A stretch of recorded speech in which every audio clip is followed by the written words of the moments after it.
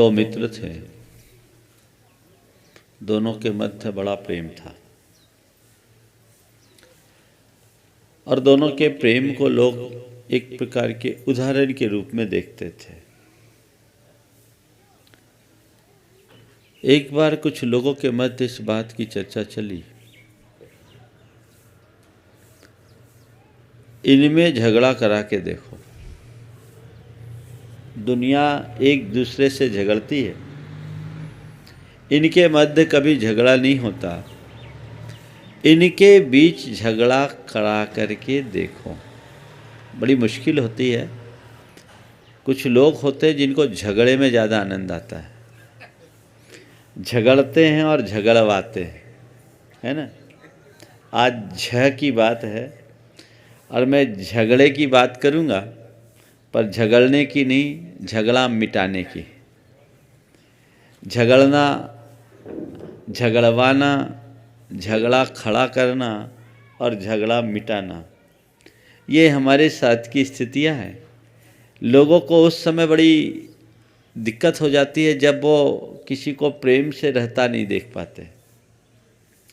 वो बड़े प्रेम से रहते थे, दोनों के बीच के मधुर व्यवहार को, प्रेमपूर्ण व्यवहार को देखकर कुछ लोगों के पेट में दर्द हुआ और कहा, भाई इनको अगर इनके बीच झगड़ा करा सको तो देखो।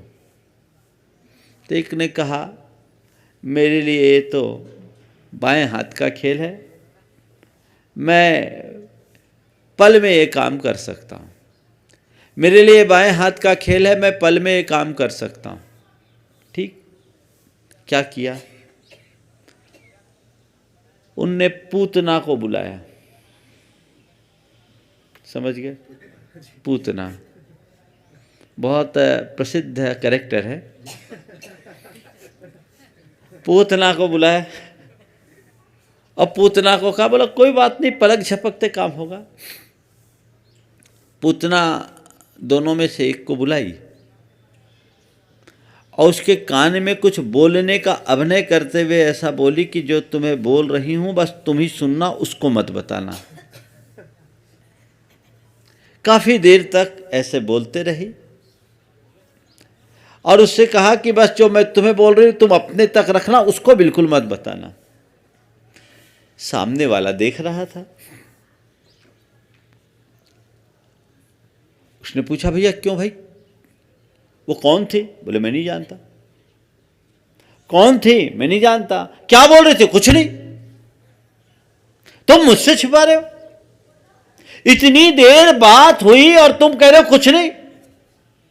भैया कुछ नहीं बोली आपसे, मैंने आज तक कुछ नहीं छिपाया। अरे मैं आंख से देखा, कहीं गलत होता है क्या?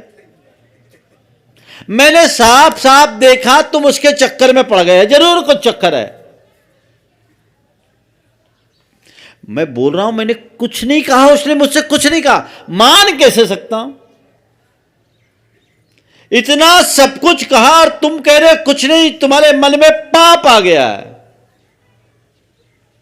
अब क्या था? वो कहे जा रहा है कुछ नहीं और वो बोल रहा है तुम मुझसे छिपा रहे हो। दिमाग में एक कीड़ा घुस गया। किसका? संदेह का, शक का। और दोनों के बीच थोड़ा मनमुटाव होना शुरू हो गया। उसने कुछ उल्टे सीधे लफ्ज बोल दिए, वो बात उसको चुभ गई और आने वाले कुछ ही दिनों के बाद दोनों में जितना प्रेम था उतनी ही शत्रुता बढ़ गई।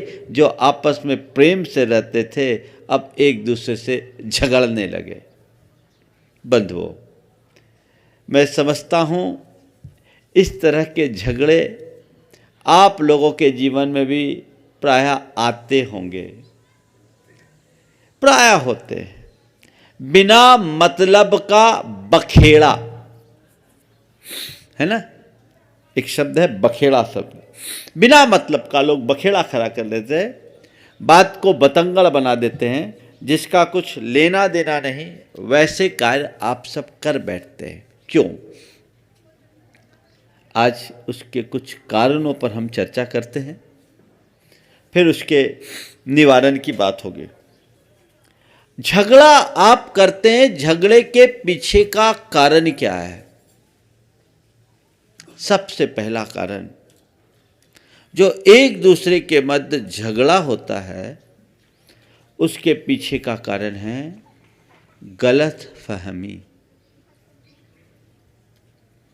गलत फहमी के शिकार होने से लोग एक दूसरे के प्रति उल्टी सीधी धारणा बना लेते हैं, होता कुछ है और प्रदर्शित कुछ कर दिया जाता है।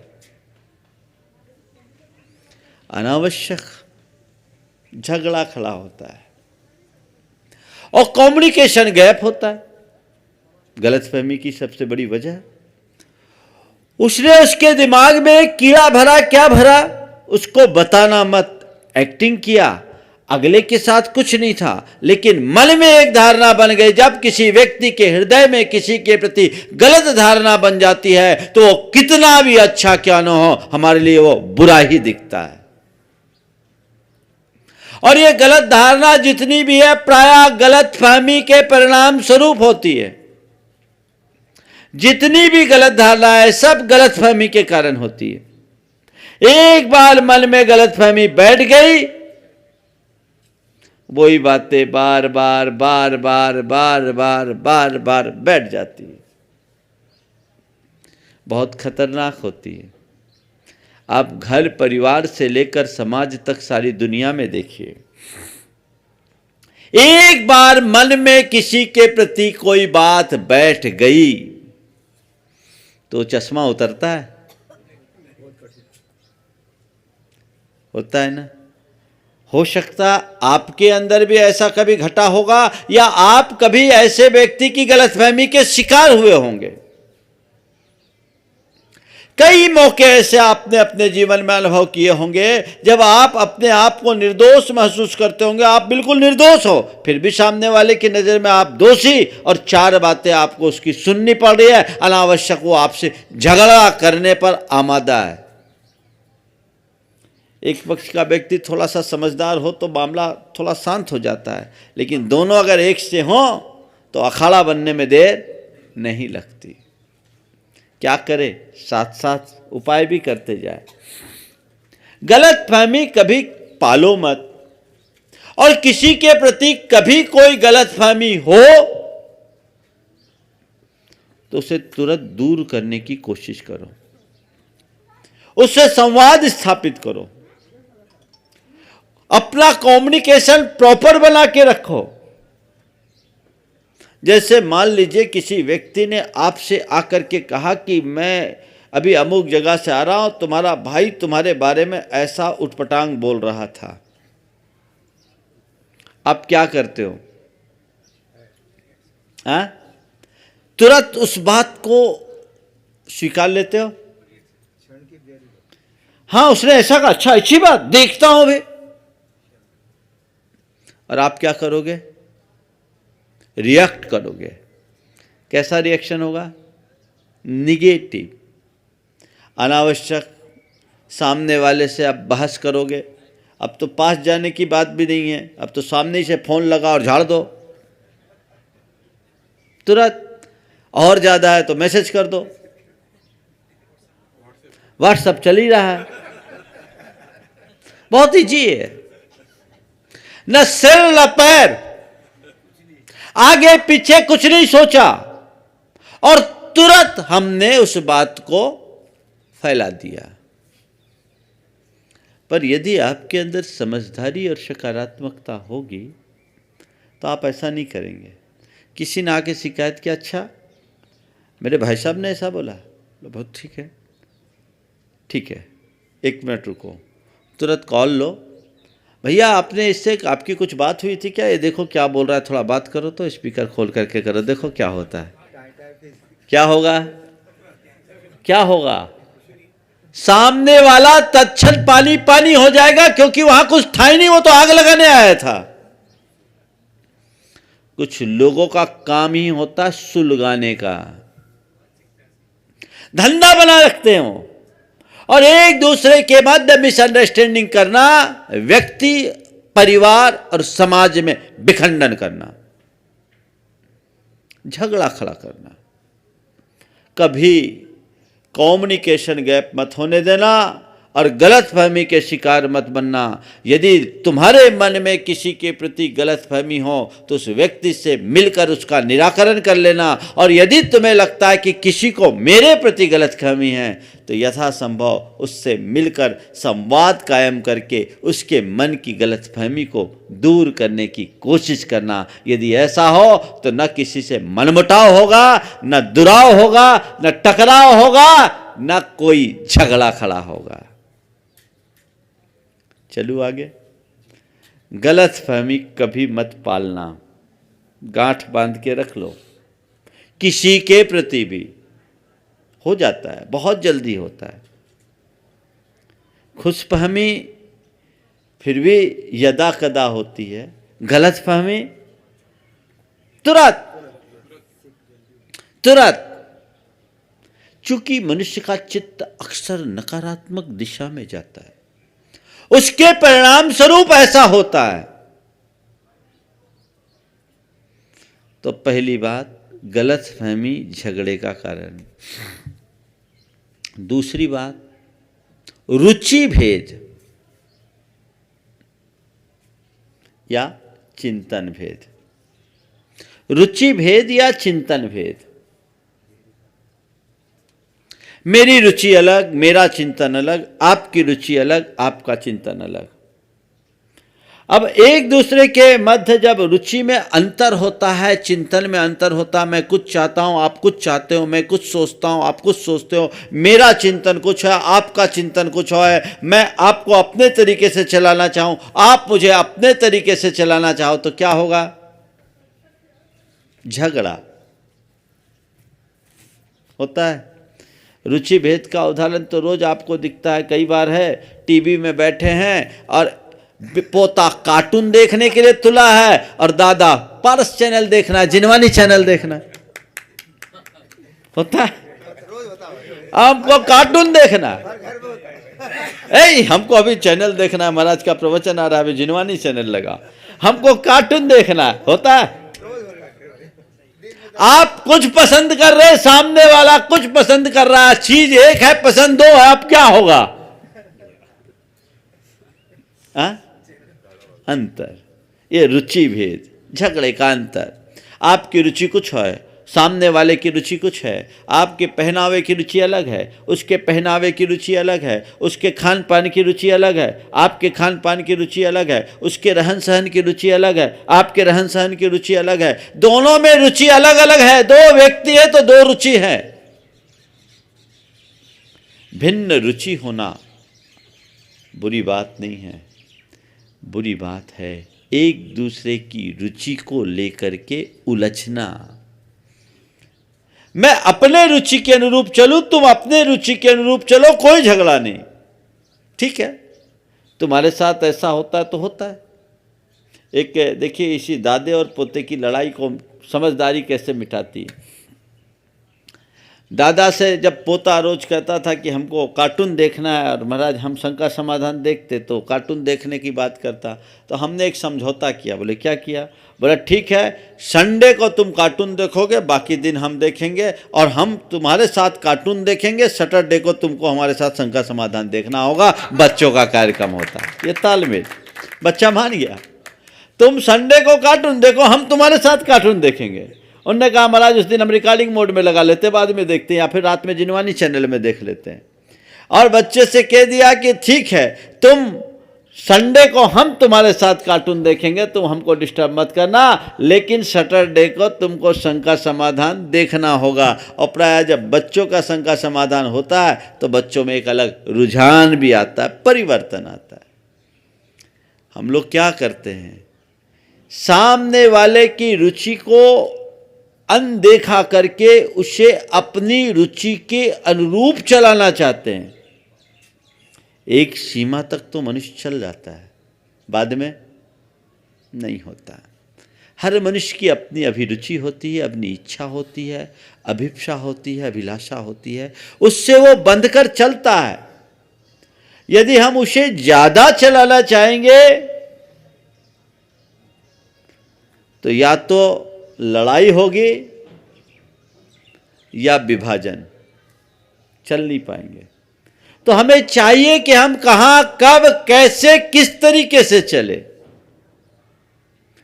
अगर आपको समझ में आता है कि उसकी रुचि मुझसे भिन्न है, ठीक है, उसको अपने तरीके से करने दो।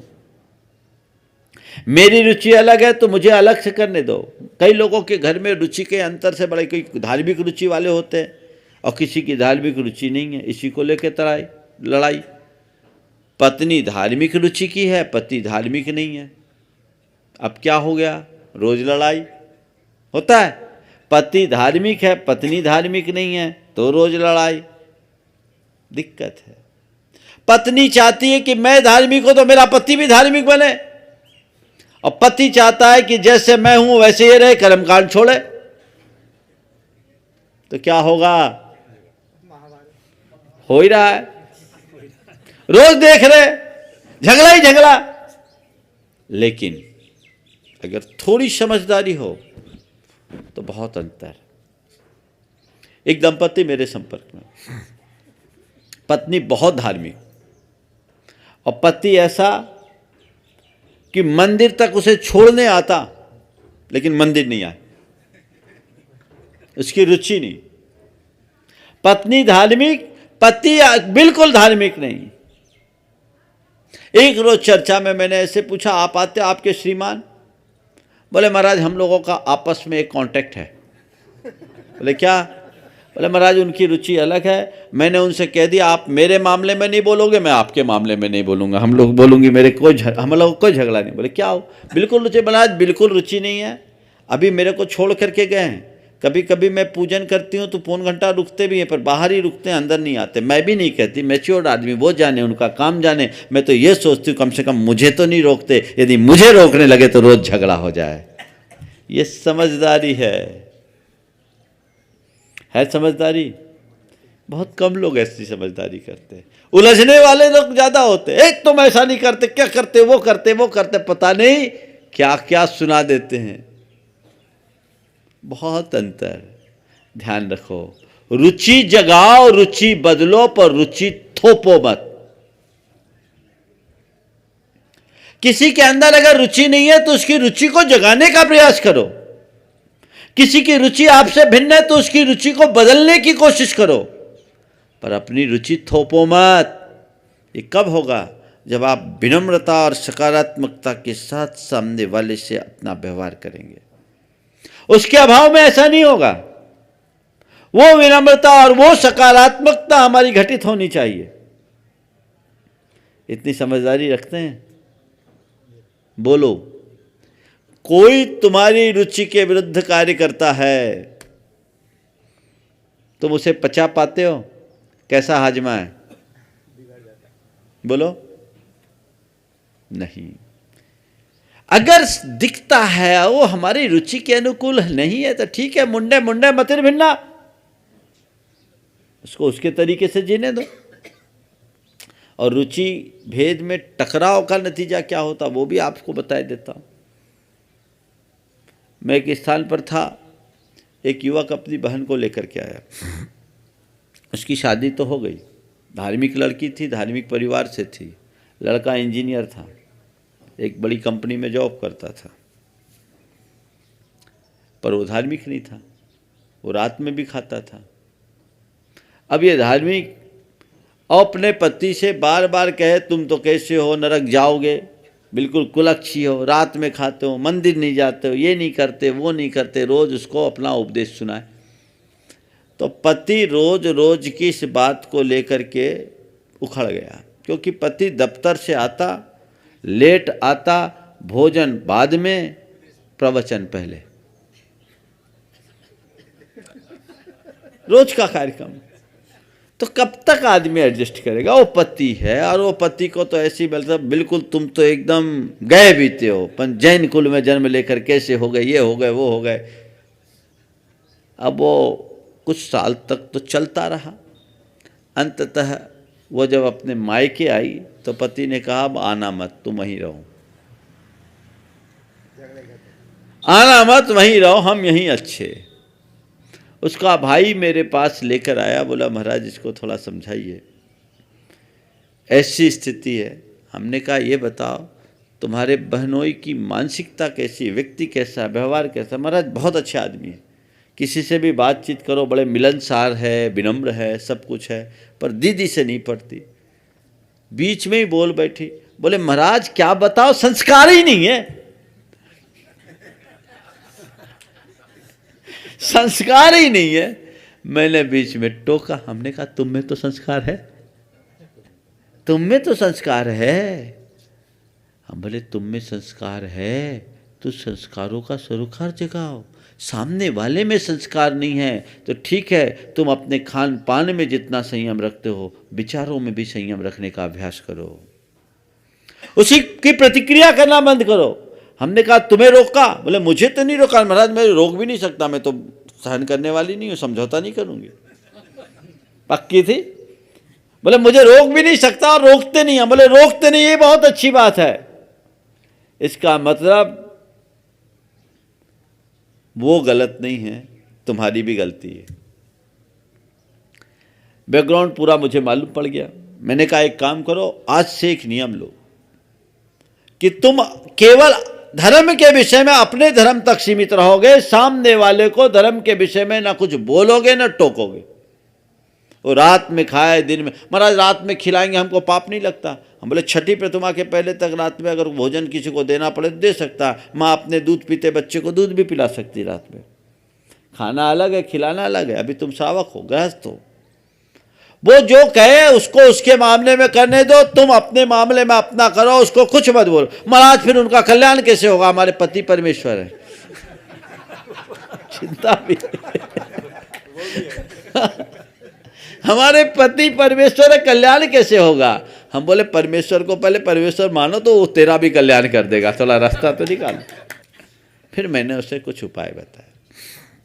हमने कहा एक काम करो, आज से उसको धार्मिक मामले में बोलना बंद करो। 1998 की बात में ललितपुर में था, ललितपुर की घटना है।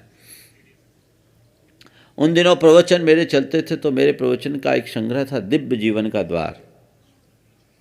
वो पूरी एक श्रृंखला थी, कैसेट चलती थी उन दिनों, सीडी नहीं चलती थी।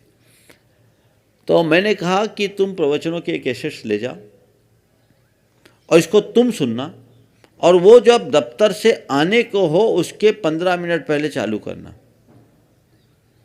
और जैसे वो आए फुल स्पीड साउंड वॉल्यूम में रखना, और वो आए और तुरंत बंद कर देना। देखो क्या मनोवैज्ञानिक प्रयोग है। अब वो आए, प्रवचन चल रहा है, आते ही बंद करे, फिर आए, प्रवचन चले, आते ही बंद करे। अब घुसते ही आवाज़ तो आ रही है। 2-3 दिन हो गया, बोले क्या सुनती है, मैं आता हूँ और बंद कर देती। ये क्या सुनती है, मैं आता हूँ और बंद कर देती है। उसने पूछा क्या चल रहा है? बोले प्रवचन। बोले किसके प्रवचन? मेरा नाम लिया। बोले महाराज के प्रवचन। बोले कहाँ है? ललितपुर में। बंद क्यों किया? चलने दो। चल गया। संयोग से उस दिन मेरे प्रवचन का टॉपिक था युक्ताहार विहार, और मैंने खान पान के विषय में चर्चा की। उसमें रात्रि भोजन पर भी चर्चा थी, भक्षा भक्ष के विवेक पर चर्चा थी। प्रवचन उनके लिए थोड़ा मार्मिक हो गया। उसने पूरा प्रवचन सुना। उसके बाद पूछा महाराज कहाँ है? बोले ललितपुर में। बोले कल सैटरडे अपन को चलना है महाराज के दर्शन करने।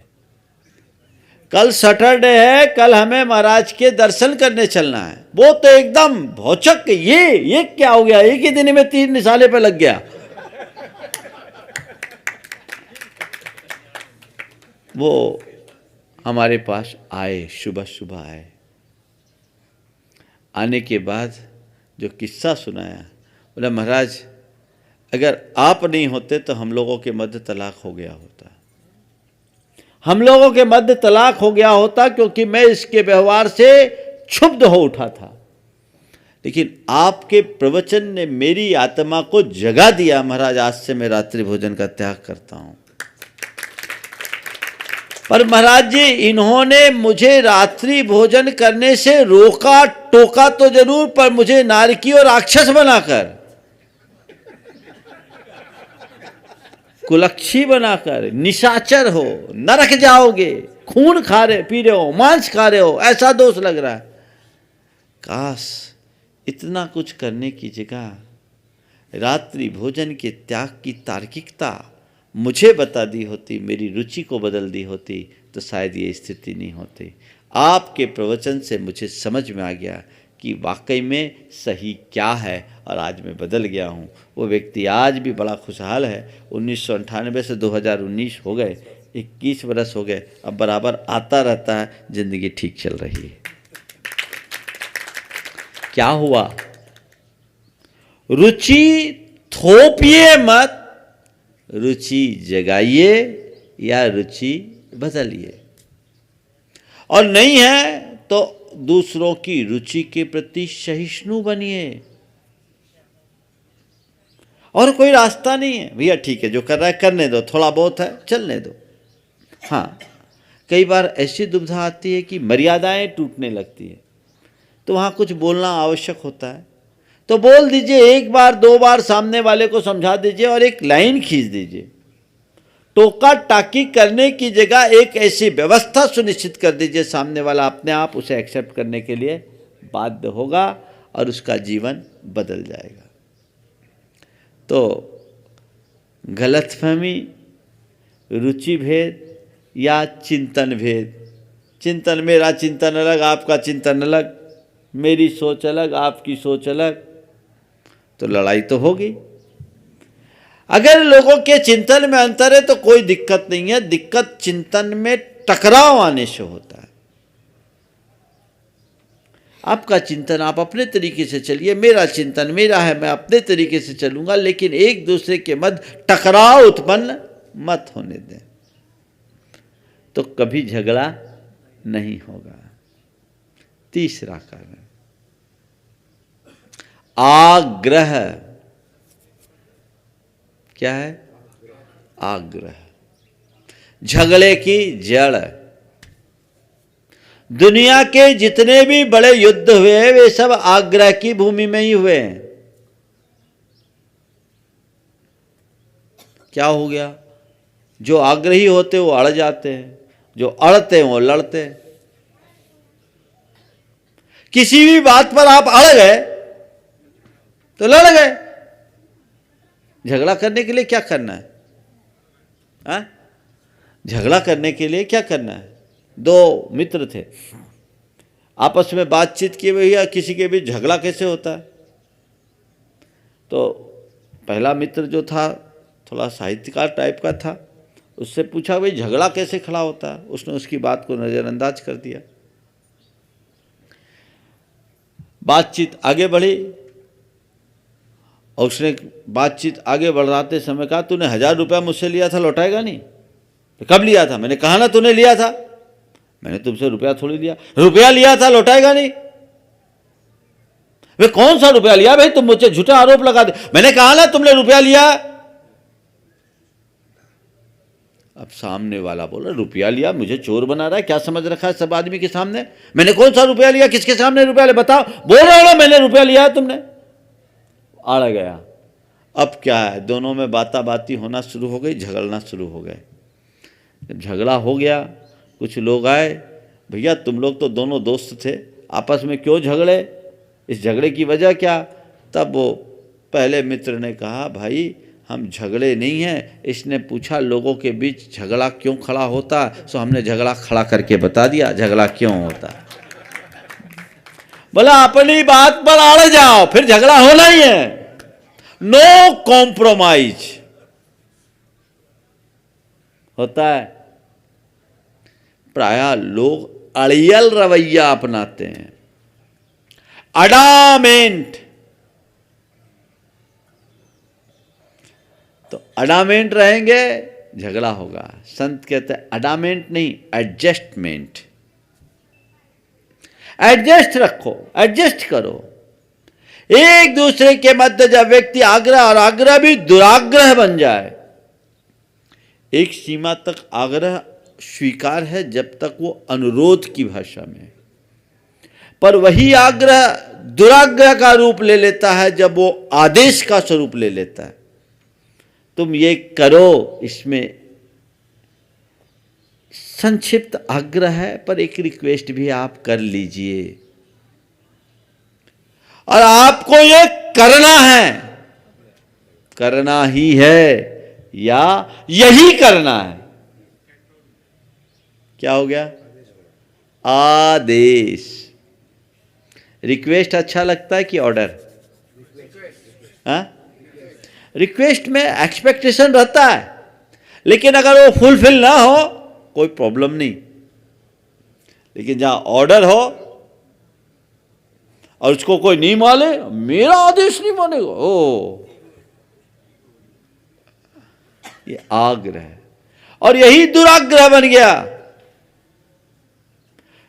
बस जो होगा सो यही होगा। झगड़े, और कभी कभी तो बिना सिर पैर की बातों में झगड़े हो जाते हैं। आप लोग रोज अनुभव करते होंगे, बड़े भयानक झगड़े होते हैं। पति पत्नी अपनी भावी संतान के भविष्य को लेकर के विचार कर रहे थे। पति ने कहा मैं अपने बेटे को वैज्ञानिक बनाना चाहता हूँ। पत्नी ने कहा वैज्ञानिक? तुम कहोगे तो वैज्ञानिक बनाएंगे, मैंने सोच रखा बेटे को डॉक्टर बनाऊंगे। अरे डॉक्टर तो आजकल गली गली घूमते हैं, डॉक्टरों को क्या, वैज्ञानिक बनेगा, देश विदेश में नाम करेगा। बोले ठीक है नाम धरो तुम, मैंने कब से सोच रखा डॉक्टर, डॉक्टर सबको जीवन देता, डॉक्टर की इज्जत होती है, हम तो डॉक्टर बनाएंगे। डॉक्टर नहीं, वैज्ञानिक बनाऊंगा। बोले आप वैज्ञानिक कैसे बनाओगे? डॉक्टर बनाऊंगे। अब दोनों, पति कहता वैज्ञानिक बनाऊंगा और पत्नी कहती है डॉक्टर बनाऊंगी, और दोनों में बातचीत बढ़ करके विवाद का रूप ले ली, और कमरे की आवाज़ सड़क तक आ गई। मोहल्ले के लोगों ने सोचा भाई इनमें झगड़ा क्यों हो रहा है, देखिए बात बड़े विवाद में बढ़ गया, दोनों एक दूसरे के साथ उलझ पड़े, ऊंची ऊंची आवाज़ में बोल रहे हैं। तब तक अड़ोस पड़ोस के लोग आए, देखा इनमें तो लड़ाई हो गई, और इतनी लड़ाई कि दोनों के बीच तलाक की नौबत आ गई। तलाक की नौबत आ गई। मामला कोर्ट में पहुंचा। कोर्ट में जब मामला पहुंचा, जज ने दोनों की दलीलें सुनी। जज बहुत समझदार था, उसने बोला भैया ठीक है, तुम में से एक चाहता है कि मैं बेटे को वैज्ञानिक बनाऊंगा, और तुम चाहती हो कि बेटे को डॉक्टर बनाना है। ठीक है, वैज्ञानिक बनाना हो या डॉक्टर बनाना हो ये बात की बात है, आप दोनों की रुचि हमने सुन ली। आप वैज्ञानिक बनाना चाहते हैं, आप डॉक्टर बनाना चाहते हैं, ये ठीक है, पर कम से कम बेटे की भी तो राय ली जाए। बेटा क्या बनना चाहता है, बेटे को उपस्थित किया जाए। कम से कम बेटे की तो राय लिया जाए, बेटा से पूछा जाए बेटा क्या बनना चाहता है, बेटे को उपस्थित किया जाए। बेटा कौन बेटा? वो तो अभी पैदा भी नहीं हुआ है। अब बेटा पैदा नहीं हुआ, उसको लेकर झगड़ा। बोलो ऐसा होता है कि नहीं? हाँ, इससे बचो। आग्रही नहीं होना चाहिए, लोच होना चाहिए। हाँ, कई बार बोलते हैं महाराज जी अगर हम कुछ मामलों में आग्रही नहीं बनेंगे तो मामला तो गड़बड़ हो जाएगा, फिर तो हमारे सिद्धांत ही हमारे हाथ से निकल जाएंगे। हमारे लोच की सीमा क्या होनी चाहिए वो बता देता हूँ। अपने जीवन का व्यवहार पेड़ की तरह होना चाहिए। कैसा होना चाहिए? पेड़ को देखो, हवाओं के झोंकों में पेड़ की शाखाएं प्रशाखाएं झूमती है, धरती को चूम भी लेती है ना। शाखा प्रशाखाएं झूमती है, धरा को चूमती है, लेकिन उसका तना रहता है, इसीलिए उसका नाम है तना। जो तना रहे वो तना। क्यों? शाखा प्रशाखाओं के साथ यदि तना झुक जाए तो पेड़ ही उखड़ जाए। शाखा प्रशाखाओं के साथ यदि तना झुक जाएगा तो पेड़ ही उखड़ जाएगा। संत कहते हैं अपने व्यवहार की शाखाओं को खूब झुकाओ, विनम्र बने रहो, लेकिन उसूलों के तने को तान कर रखो, उसमें कोई समझौता करने की जरूरत नहीं। उसी में तुम्हारी सुरक्षा और संरक्षा है। पर व्यवहार कभी रूखा और नीरस नहीं होना चाहिए, विनम्र बनना चाहिए, सरस होना चाहिए, मन में आग्रह कभी नहीं होना चाहिए। हम अपनी बात को अपनी जगह रखें, लेकिन अपनी बात औरों पर थोपने की प्रवृत्ति से अपने आप को बचाएं। जब जब लोगों ने किसी बात का आग्रह किया है यही होना है तो झगड़ा हुआ है। चाहे वो धर्म के नाम पर हो, चाहे वो संप्रदाय के नाम पर हो, चाहे वो पंथ के नाम पर हो, या चाहे वो सत्ता के नाम पर हो। ये सब आग्रह के परिणाम हैं। अगर हमारे हृदय में ऐसे आग्रह दूर हो जाए, जो जैसा जहां चल रहा है चलने दो, ऐसा ही करो, ये जब हम सोचेंगे तो परिणाम हमेशा दुखदाई होगा। अच्छा हो ये सोचेंगे तो कभी बुरा नहीं होगा। हमारी कोशिश यही होनी चाहिए। तो गलतफहमी, रुचि भेद या चिंतन भेद, आग्रह, और चौथी बात है स्वार्थ। स्वार्थ स्वार्थ के मामले में, स्वार्थ के कारण लोग झगड़ते हैं। अपना उल्लू सीधा करने के लिए लोग उल्टा सीधा करते हैं। स्वार्थी व्यक्ति कभी समन्वयवादी नहीं बन सकता। वो हर स्थिति में झगड़ा खड़ा कर सकता है। जहां हमारा स्वार्थ होगा वहां ऐसी दुविधा होगी। तो अपने आप को हम स्वार्थ से बचाएं, स्वार्थ से मुक्त करें और जीवन को रचनात्मक दिशा देने की कोशिश करें, ताकि हमारे जीवन के सारे झगड़े मिटे। हम झगड़े मिटाने वालों में शामिल हो, झगड़ा खड़ा करने वाले में नहीं। अच्छी सोच हो तो काम होगा। हम कभी किसी से झगड़ा न करें, और यदि हमसे कोई झगड़ता है तो हम उससे सुलह करने की कोशिश कर ले। यदि कभी किसी से कोई झगड़ा हो भी जाए तो झगड़े को आगे ना बढ़ाएं, उसे वहीं समाप्त करने की कोशिश करें। क्षमा मांगकर, क्षमा करके हम बड़े बड़े झगड़े को शांत कर सकते हैं। यही हमारा धर्म है, इसी में हमारा कल्याण है। समय आप सबका हो रहा है। मंगल भावना के साथ में विराम लूँगा। मंगल मंगल होए जगत में सब मंगलमय होए, इस धरती के हर प्राणी का मन मंगलमय हो, इस धरती के हर प्राणी का मन मंगलमय हो। कहीं क्लेश का लेस रहे ना दुख कहीं भी हो, कहीं क्लेश का लेस रहे ना दुख कहीं भी हो। मन में चिंता भय न सतावे रोग शोक नहीं हो, मन में चिंता भय न सतावे रोग शोक नहीं हो। नहीं बैर अभिमान हो मन में क्षोभ कभी नहीं हो, नहीं वेर अभिमान हो मन में क्षोभ कभी नहीं हो। मैत्री प्रेम का भाव रहे नित मन मंगलमय हो, मैत्री प्रेम का भाव रहे नित मन मंगलमय हो। मंगल मंगल होए जगत में सब मंगलमय हो, मंगल मंगल होए जगत में सब मंगलमय हो। इस धरती के हर प्राणी का मन मंगलमय हो, इस धरती के हर प्राणी का मन मंगलमय हो।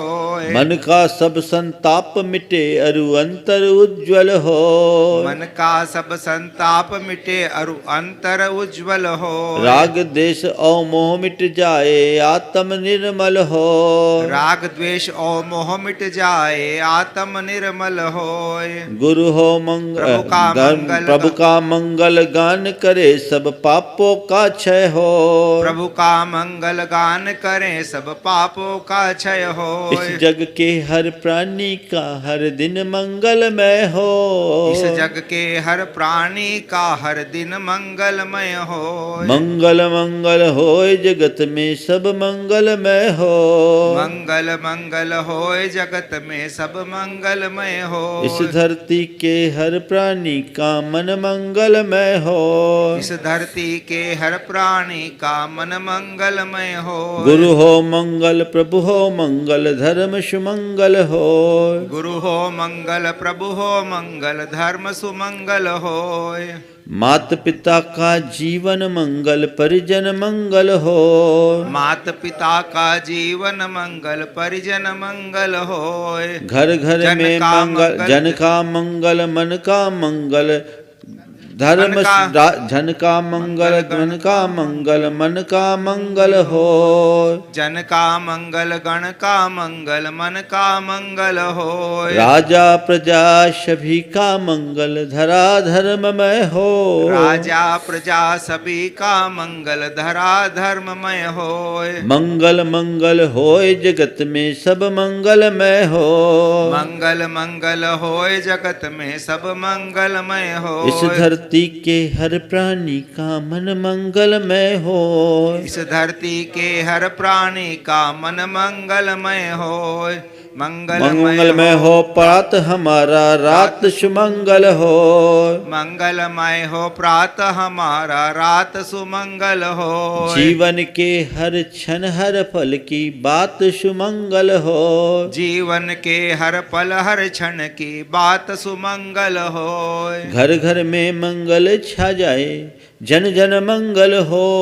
घर घर में मंगल छा जावे जन जन मंगल हो। इस धरती का कण कण पावन ओ मंगलमय हो। इस धरती का कण कण पावन ओ मंगलमय हो। मंगल मंगल होय जगत में सब मंगलमय हो।